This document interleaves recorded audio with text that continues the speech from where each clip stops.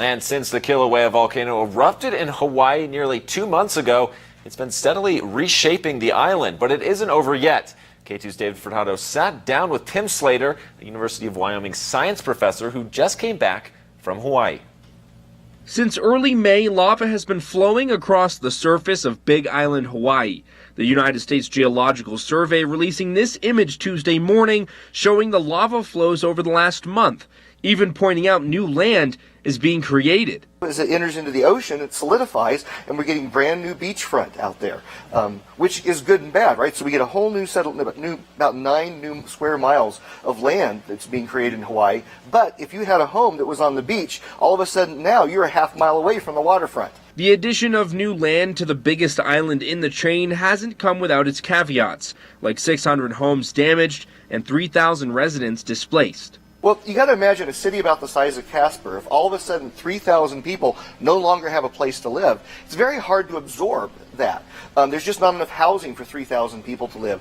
And we can't, because it's an island, we can't exactly ship in any kind of housing sorts of things. So right now people are living in tent cities. Tim Slater, who was in Hawaii helping students, was only 20 miles away from volcanic activity. But everything's been interrupted because this devastating volcano that's really taking over. The volcano is quite large. It's putting out these giant fountains, if you will, that reach 200 feet into the air. You really don't see a lot in the daytime other than just a lot of smoke, mostly from the burning fires.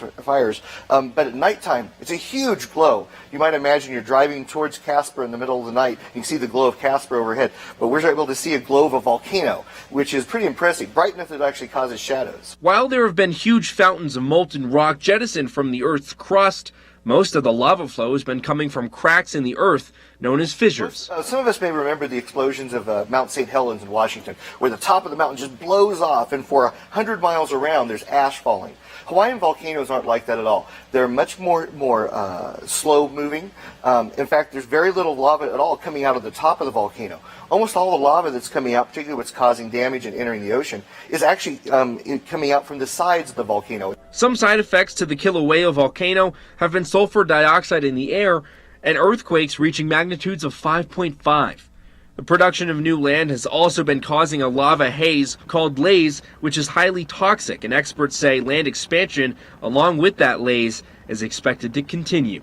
In Casper, David Furtado, K2 News.